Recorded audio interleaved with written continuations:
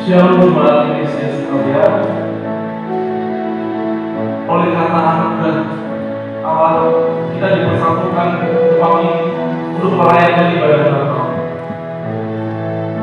Saya persilakan untuk jemaat untuk mengambil satu.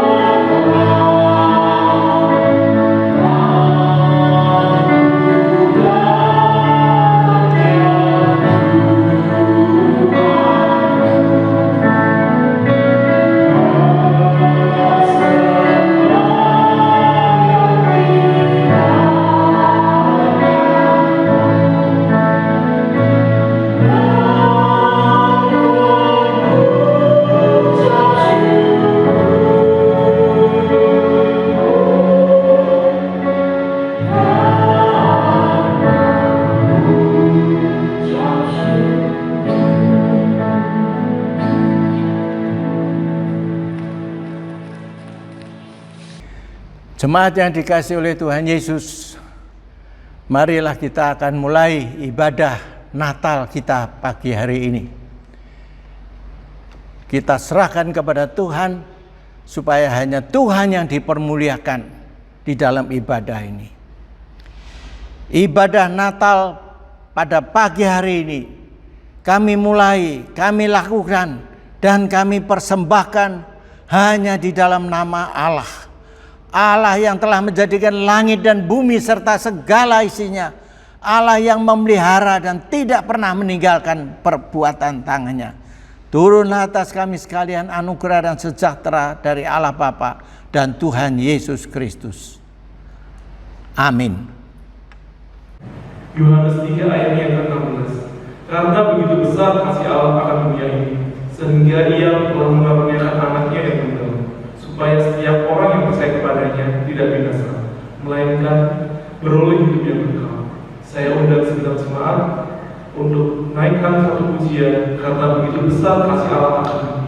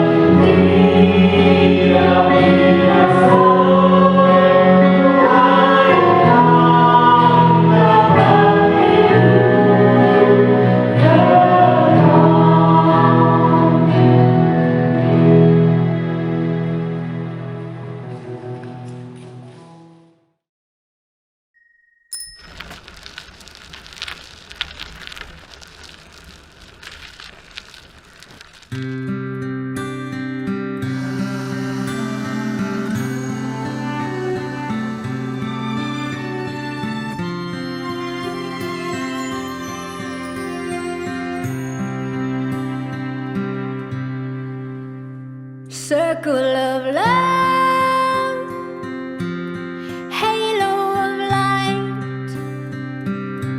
When Jesus was born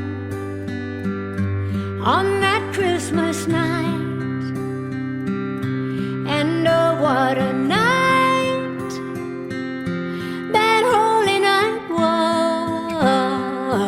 was, when Bethlehem glowed in a circle of love. God sent His Son, His great gift to us, salvation for all. He loved us that much. We honor and praise that gift from above. He holds all of us in a circle of love.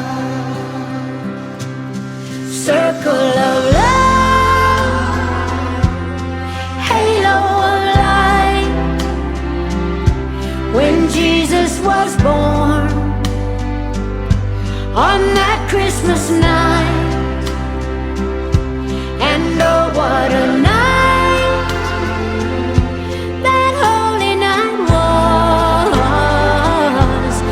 Bethlehem glowed in a circle of love.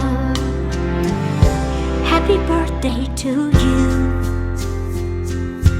We praise and we sing. We celebrate you.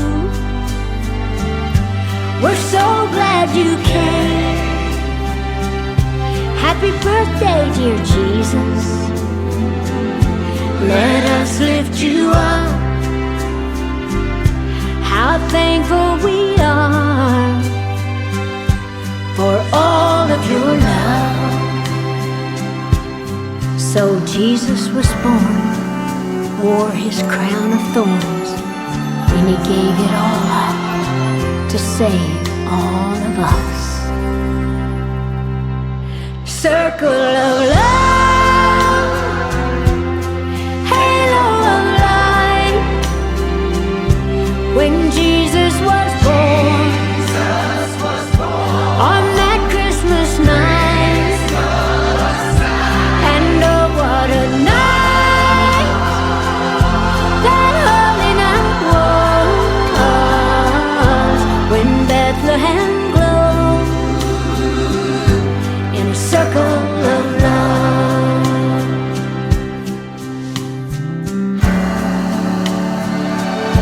A circle of love, circle of love.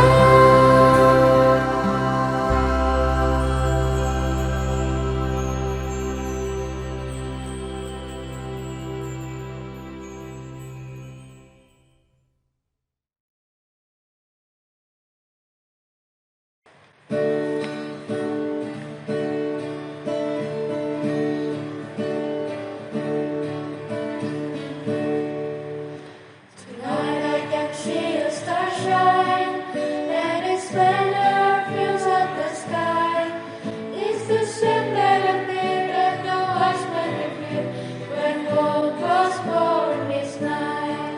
Out upon the snowy fields, there's a silent peace that heals.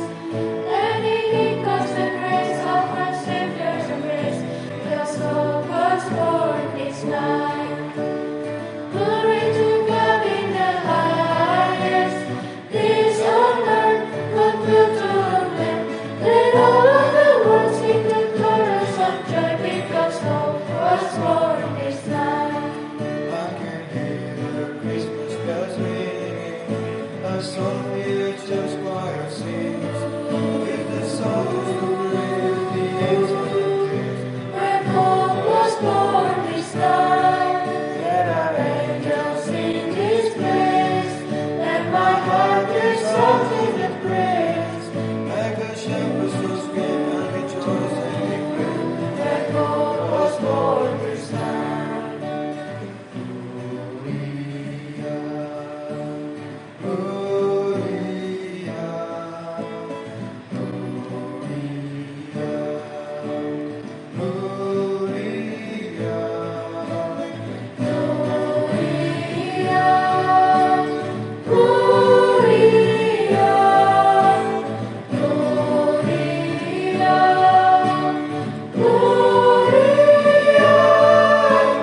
Glory to God in the highest, peace on earth, goodwill to men. Let all of the world sing the chorus of joy, because hope was born this night. I know hope was born this night, because Christ was born this night.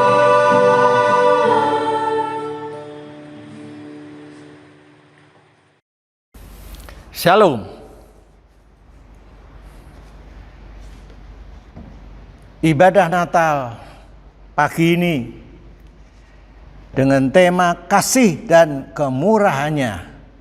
Sebagai dasar firman Tuhan, saya ambil dari Yohanes 3 ayat 16. Mari kita baca. Saya akan membacakan bagi saudara. Yohanes 3 ayat 16. Karena begitu besar kasih Allah akan dunia ini, sehingga ia telah mengaruniakan anaknya yang tunggal, supaya setiap orang yang percaya kepadanya tidak binasa, melainkan beroleh hidup yang kekal. Amin. Mari kita berdoa. Tuhan, kami mau mendengar firman-Mu lebih lanjut. Sertai kami ya Tuhan, baik jemaat-Mu yang mendengar maupun hamba-Mu yang menyampaikan.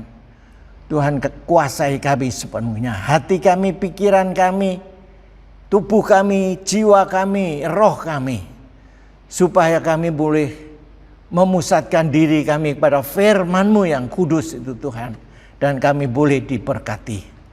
Mampukan kami ya Roh Kudus untuk memahami sekaligus juga mentaati firman-Mu dalam kehidupan kami. Dalam nama Tuhan Yesus. Amin. Tanggal 22 Desember diperingati sebagai Hari Ibu secara nasional. Saya teringat akan lagu yang biasa dinyanyikan, yaitu Kasih Ibu.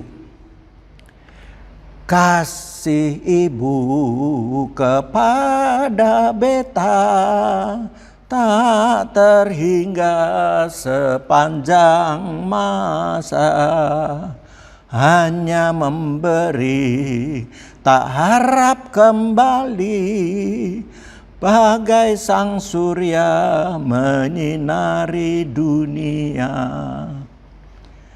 Nah, mendengar lirik lagu ini, apakah kira-kira masih relevan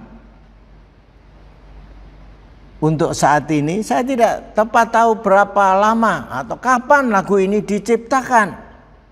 Seingat saya, pada saya masa kanak-kanak pun lagu ini sudah pernah saya dengar.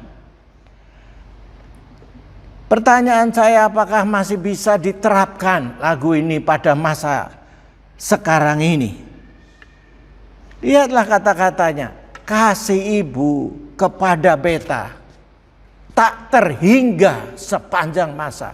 Kasih Ibu itu tidak terhingga, tidak terbatas, tidak terukur. Ya, luar biasa, katakan begitu.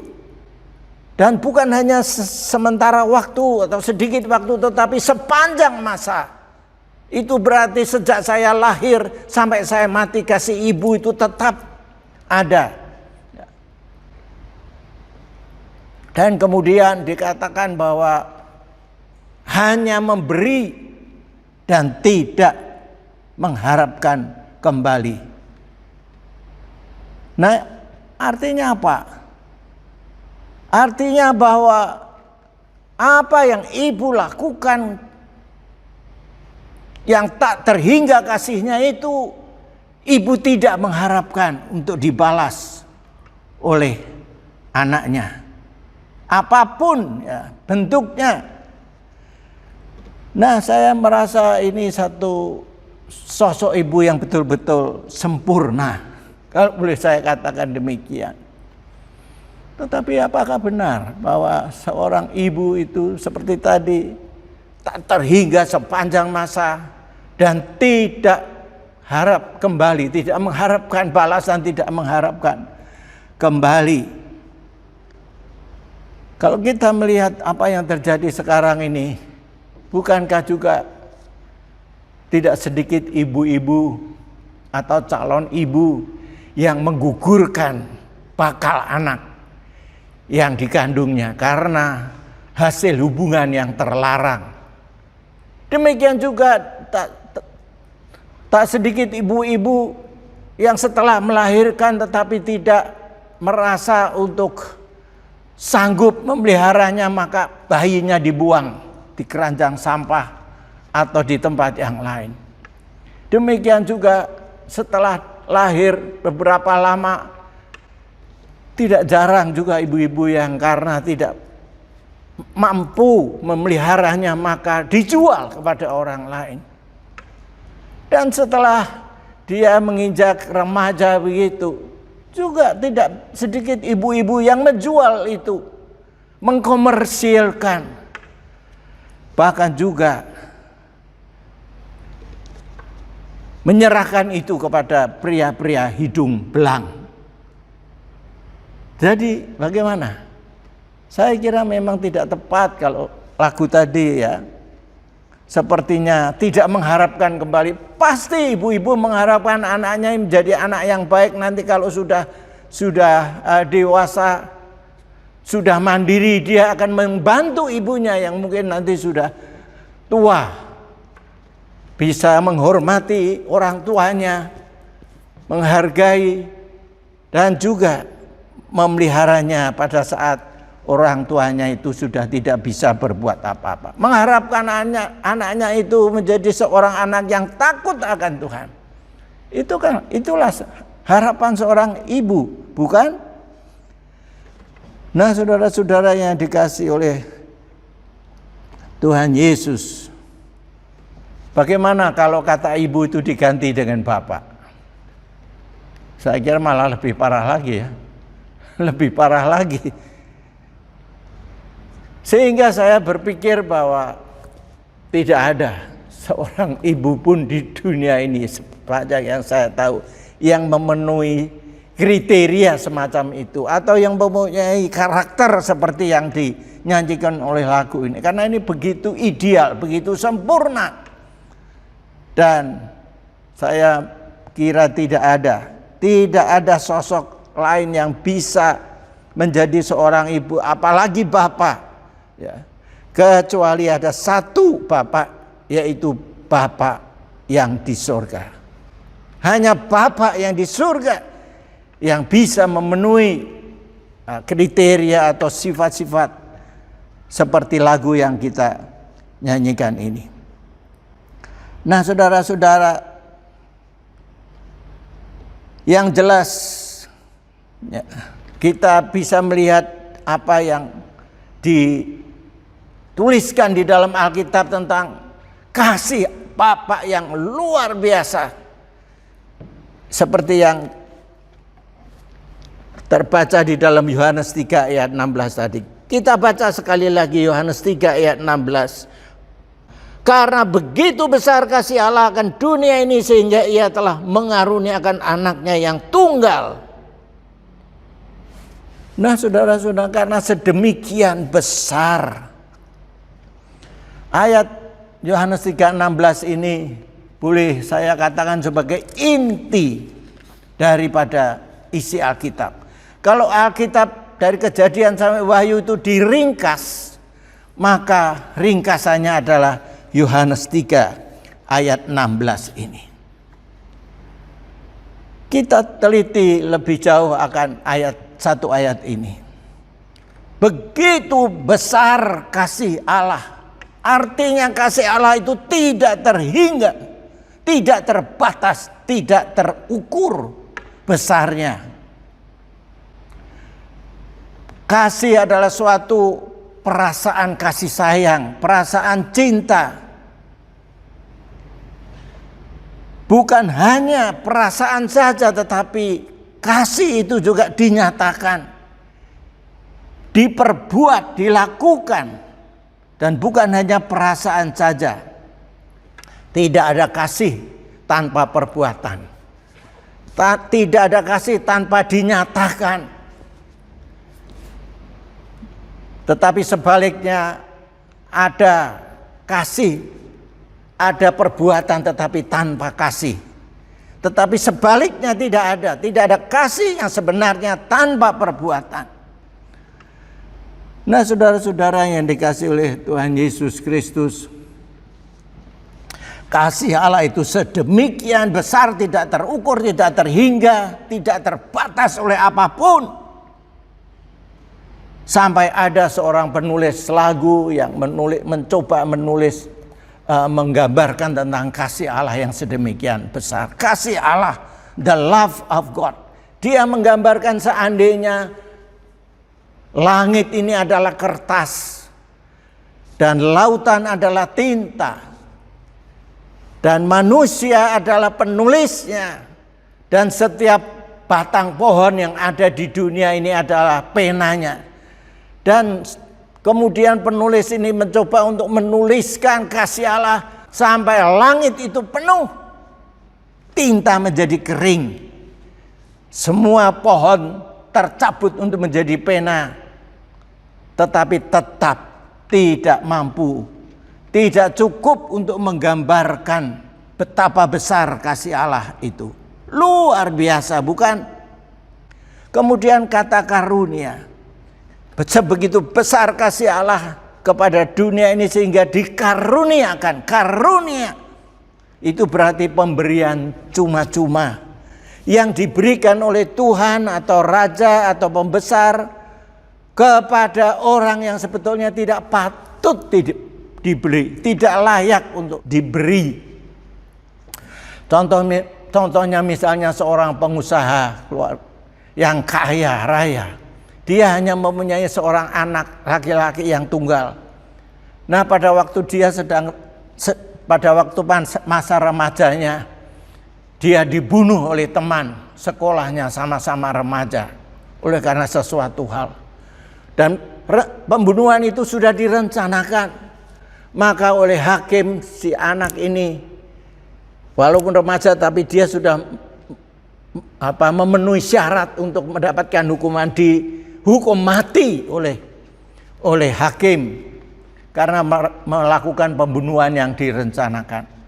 Setelah beberapa tahun anak ini di dalam hukuman, maka ayah atau pengusaha ini berpikir, dia merasa kasihan sekali. Sepertinya anak ini tidak lagi mempunyai harapan masa depan karena entah kapan tetap akan dihukum mati.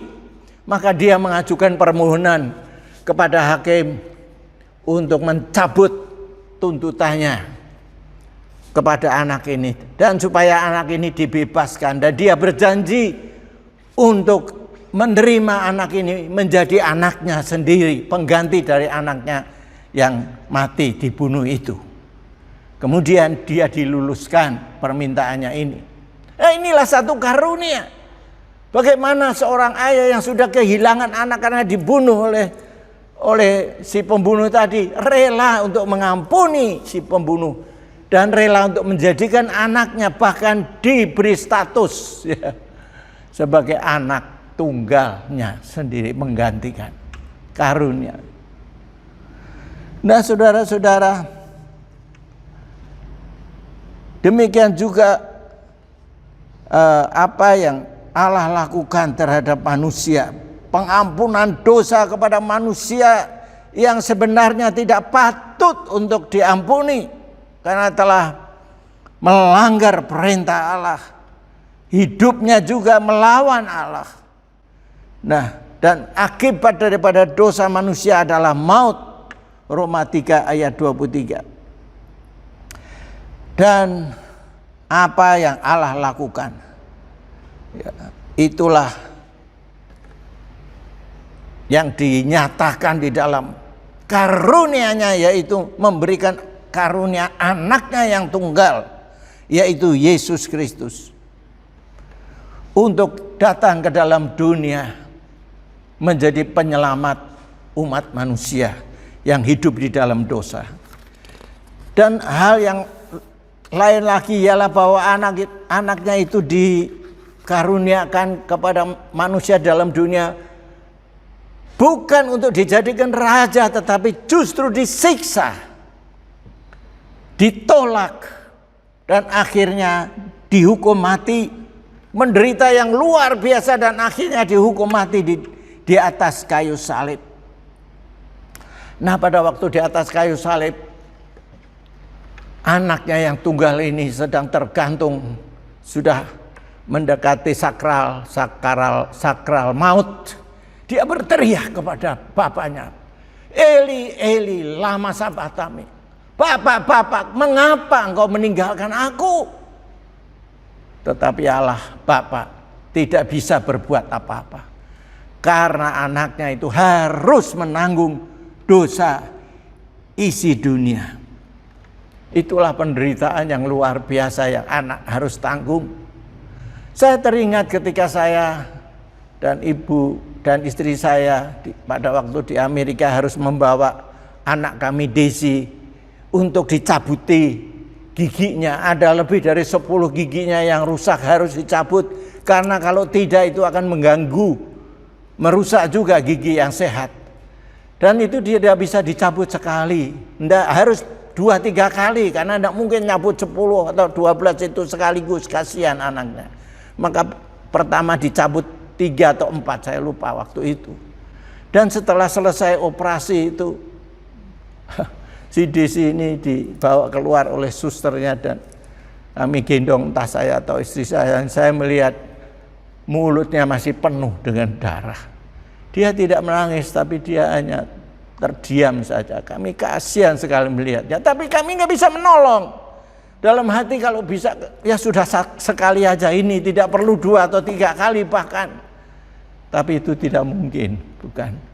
Maka berikutnya kami merelakan untuk dicabut yang kedua dan juga yang ketiga. Nah, begitulah kira-kira apa yang Allah derita. Dia menyerahkan anaknya untuk menderita bahkan mati di kayu salib, tetapi Allah sendiri tidak bisa atau katakan tidak mampu untuk menolong anaknya itu karena dia harus menanggung dosa manusia. Nah, saudara-saudara yang dikasihi oleh Tuhan Yesus, apakah kasih karunia yang Allah yang sedemikian besar dan luar biasa itu harus kita abaikan, harus manusia abaikan? Lihatlah bangsa Israel yang menyia-nyiakan kesempatan yang besar ini. Mereka bukan hanya menolak Yesus, tetapi justru menyiksa dia dan akhirnya membawa dia ke atas salib, menyalibkannya. Pada waktu Pilatus berusaha untuk menolong Yesus dan dia kemudian membandingkan dengan Barabas, penjahat itu, mana yang engkau akan lepaskan, Barabas atau Yesus? Mereka lantang berteriak, Barabas, Barabas, lepaskan dan salibkan dia, salibkan dia. Tetapi Pilatus berkata, tidak ada sesuatu kesalahan yang ada padaku. Mereka kemudian berteriak-teriak macam-macam, ya, menuduh, memfitnah. Lalu akhirnya Pilatus dia mengambil air dan mencuci. Aku tidak bertanggung jawab atas dosa orang ini, karena orang ini memang tidak bersalah. Lalu mereka semua berteriak, biarlah dosa itu tertanggung atas kami dan anak-anak kami. Dan betul itu terjadi. Bangsa Israel dalam perjalanan hidupnya menderita, tertolak di mana-mana. Ya, bahkan hampir tersebar di seluruh dunia, tidak bisa menikmati tanah perjanjian yang Allah sudah karuniakan kepada mereka. Bahkan juga di dalam perang dunia pertama, bangsa Israel yang jumlahnya waktu itu tidak terlalu besar, dibunuh sampai 7 juta orang.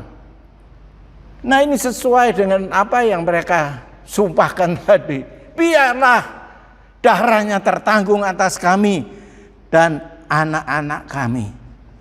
Nah, saudara-saudara yang dikasihi oleh Tuhan Yesus, firman Tuhan dikatakan di dalam Yohanes pasal yang 1 ayat yang ke-11.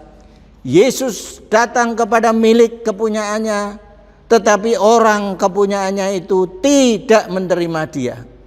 Tetapi semua orang yang menerimanya diberi hak, diberi kuasa untuk menjadi anak-anak Allah, yaitu mereka yang percaya dalam namanya. Jadi oleh karena penolakan bangsa Israel, umat pilihan Allah terhadap Yesus sebagai Tuhan dan Juru Selamat, maka justru kita orang-orang lain non-Israel, justru kita kecipratan berkatnya. Setiap orang yang menerima dia diberinya hak menjadi anak-anak Allah. Puji syukur kepada Tuhan Yesus, karena kita di sini juga, saudara dan saya, kita mendapat bagian dalam karya agung Allah di dalam menyelamatkan umat manusia. Saudara dan saya tidak menyia-nyiakan kesempatan yang Allah berikan melalui berita kesukaan Injil yang disebarkan oleh murid-murid Yesus sampai akhirnya sampai ke Indonesia. Dan Pagi ini kita merayakan Natal untuk memperingati akan penggenapan janji Allah sejak kejatuhan manusia di dalam dunia. Akhirnya tergenapi dengan kehadiran Tuhan Yesus Kristus di dunia 2000 tahun yang lalu. Yang kita peringati pagi ini di dalam ibadah Natal. Nah saudara-saudara, berita kesukaan itu disampaikan oleh para malaikat kepada para gembala di padang Efrata. Kita baca itu di dalam Injil Lukas pasal yang kedua. Lukas pasal yang kedua ayat yang ke-10 dikatakan oleh malaikat kepada para gembala. Kata malaikat itu kepada mereka, jangan takut, sebab sesungguhnya aku memberitakan kepadamu kesukaan besar untuk seluruh bangsa. Hari ini telah lahir bagimu juru selamat, yaitu Kristus Tuhan di kota Daud. Nah saudara-saudara yang kasih oleh Tuhan Yesus, sejak saat itu memang kabar kesukaan terus disebarkan ke seluruh dunia, yang akhirnya sampai ke Indonesia. Puji Tuhan, sekarang ini lebih dari 10% bangsa Indonesia atau orang yang tinggal di Indonesia menerima keselamatan di dalam Yesus Kristus.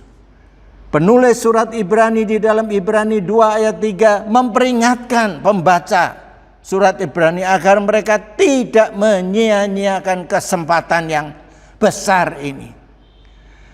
Nah, bagi saudara-saudara yang belum menerima Kristus sebagai Tuhan dan Juru Selamat, karya Allah yang terbesar ini, apalagi sampai menolaknya, maka bukan hanya Anda menyia-nyiakan, meremehkan, tetapi juga Anda menghinakan karya Allah yang terbesar ini.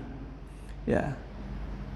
Saya masih teringat akan satu ilustrasi yang pernah saya sampaikan, tetapi tidak jemu-jemu saya untuk mengulang lagi, tentang seorang misionari utusan Injil ke sebuah pulau di lautan Pasifik.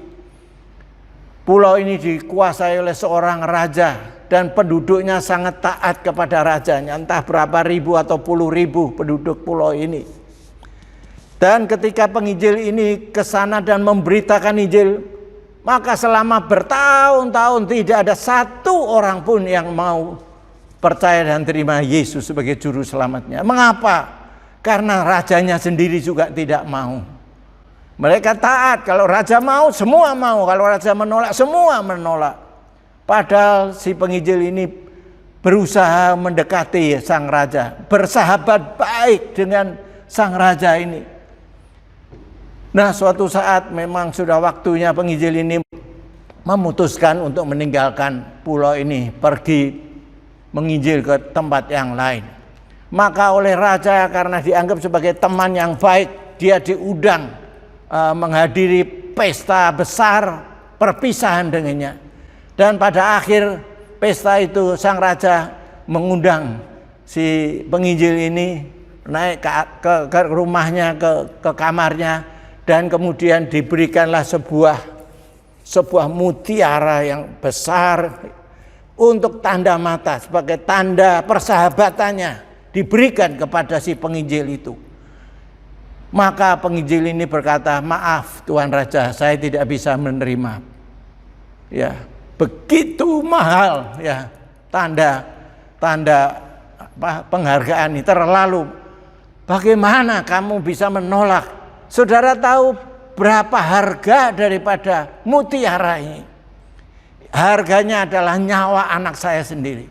Anak saya hanya punya anak satu, dan dia menyelam untuk mengambil mutiara ini di dasar laut. Kemudian dia naik ke atas, akhirnya dia mati. Dan mutiara ini menjadi sangat berharga bagi saya karena harganya adalah sama dengan nyawa anak saya. Tapi penginjil berkata, maaf Tuan Raja, saya tidak bisa menerimanya. Kalau begitu Anda menghina saya. Karena harganya ini harga anak saya, bagaimana kamu bisa menolaknya? Maka penginjil ini berkata, demikian juga sang raja, engkau menghina menghina apa yang Allah Bapa sudah lakukan. Dia mengirimkan anaknya yang tunggal, Yesus Kristus, mati di atas kayu salib menjadi juru selamat. Dan sekarang ini saya tawarkan kepada raja dan raja menolak. Itu berarti raja menghina karya Allah yang terbesar, mengorbankan anaknya. Nah, akhirnya raja ini kemudian dia bertobat dan mau menerima Yesus, dan seluruh penduduk pulau itu akhirnya juga menerima Yesus. Saya yakin ini adalah satu true story, cerita yang sebenarnya. Nah, bagi yang menolak Tuhan Yesus, jelas akibatnya yang dikatakan di dalam Yohanes 3 ayat 18b. Barang siapa tidak percaya, ia telah berada di bawah hukuman. Sebab ia tidak percaya dalam nama anak tunggal Allah. Tetapi bagi orang yang menerima kasih karunia Allah, mereka tidak hanya menerima hidup kekal, tetapi juga menerima hak sebagai anak-anak Allah. Nah, kepada mereka sekaligus juga menerima suatu tugas dan kewajiban yang mengikat padanya sebagai bukti kasih mereka kepada Allah yang telah diterimanya, dan juga Tuhan Yesus Kristus sebagai anak tunggal Allah, sebagai juru selamatnya. Tuhan Yesus sebelum dia disalibkan, meninggalkan para murid, kemudian naik ke surga, dia memberi pesan kepada murid-muridnya seperti tertera di dalam Yohanes pasal yang ke-13. Aku memberikan perintah baru kepada kamu, yaitu supaya kamu saling mengasihi. Sama seperti aku telah mengasihi kamu, demikian juga kamu harus saling mengasihi. Dengan demikian semua orang akan tahu bahwa kamu adalah murid-muridku, yaitu jikalau kamu saling mengasihi. Jadi tugas saudara dan saya yang merasa sudah menerima kasih Allah, karunia Allah yang sedemikian besar dan dijadikan sebagai anak-anak Allah, maka ada kewajiban yang melekat bagi saudara dan saya, yaitu mengasihi saudara-saudara yang lain. Mengasihi orang yang lain dikatakan di sini saling mengasihi, supaya dunia tahu bahwa kamu adalah murid-muridku jikalau kamu saling mengasihi. Jadi ini berarti bahwa kalau kita gagal mengasihi saudara-saudara kita, itu berarti juga kita gagal menjadi murid Yesus.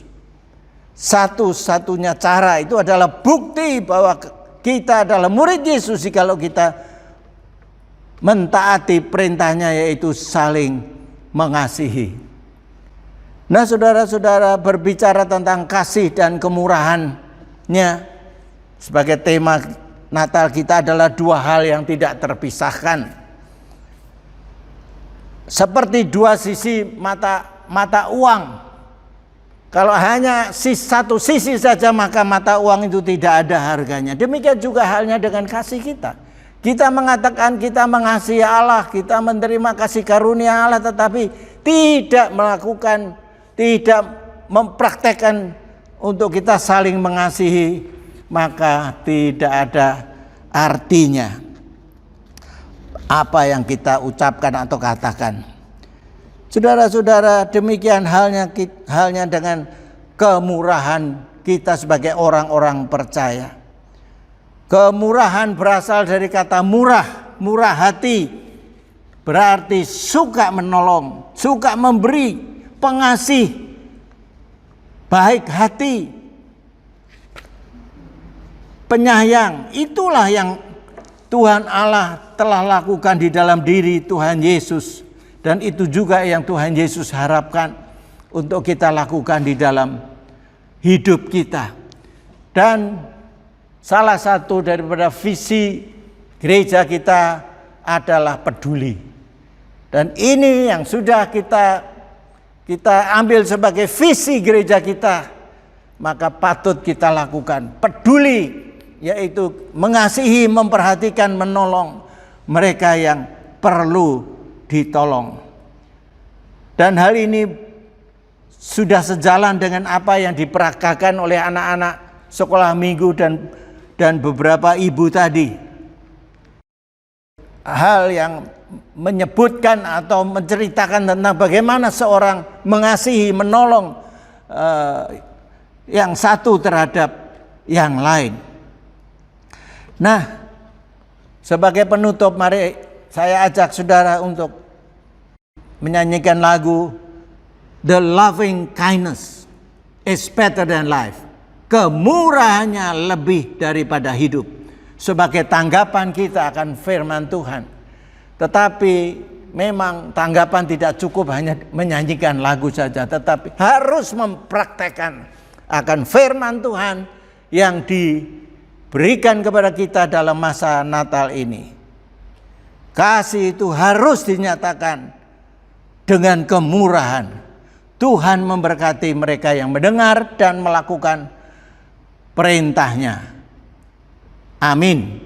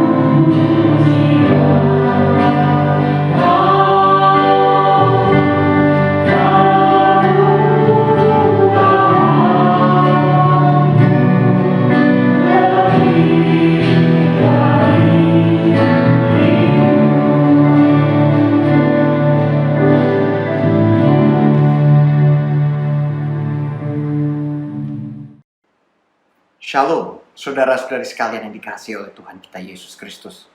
Semoga segenap jemaat GKMI Eklesia senantiasa berada dalam keadaan yang sehat dan aman dalam perlindungan Tuhan kita Yesus Kristus. Tanpa terasa, sudah 2 tahun berlalu sejak pandemi COVID-19 meluluh lantakkan tatanan kehidupan dunia. Perekonomian, pekerjaan, ibadah, dan aktivitas kita sehari-hari pun tiba-tiba terhenti. Dan banyak dari kita yang tiba-tiba diperhadapkan kepada kenyataan hidup yang pahit, seperti kehilangan pekerjaan, kehilangan sumber penghasilan, ataupun kehilangan sanak saudara atau teman karena terkena virus COVID-19.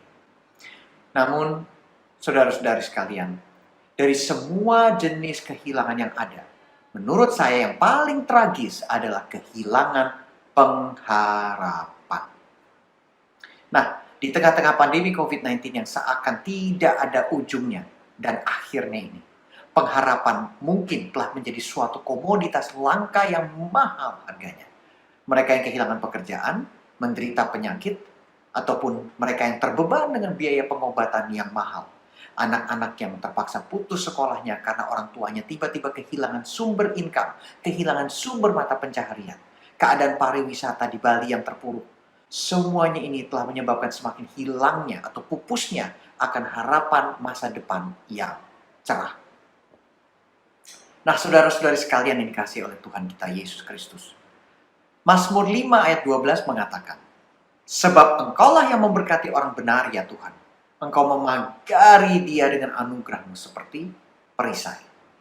Artinya, jika hidup kita sebagai orang benar, itu adalah orang yang hidupnya sesuai dengan kehendak dan rencana Tuhan, maka anugerahnya akan senantiasa melindungi dan memagari dia seperti perisai. Luar biasa. Oleh karena itu, saudara-saudara sekalian, marilah di momen Natal tahun 2021 ini, janganlah kita hanya merayakan sebatas perayaan kelahiran Tuhan Yesus 2000 tahun yang lampau. Namun marilah kita pastikan juga bahwa di Natal tahun ini, Tuhan Yesus juga sudah lahir dalam hati, pikiran, dan hidup kita semua, agar hidup kita diubah, dilindungi, dan dibagari dengan anugerahnya. Mari kita jadikan momen Natal tahun 2021 ini menjadi momen di mana kita memperbaharui komitmen kita untuk mengikut Kristus dengan lebih setia, lebih taat, dan lebih disiplin. Sehingga tantangan apapun yang masih menunggu tidak akan menghilangkan sukacita dan pengharapan dalam hidup kita. Mewakili keluarga secara pribadi dan Majelis GKMI Eklesia, saya mengucapkan Selamat Natal tahun 2021 dan Tahun Baru 2022 kepada segenap jemaat dan warga GKMI Eklesia. Tuhan Yesus memberkati. Saya dan segenap jemaat untuk bangkit berdiri. Mari kita naikkan satu pujian dari Pulau dan Benua. Thank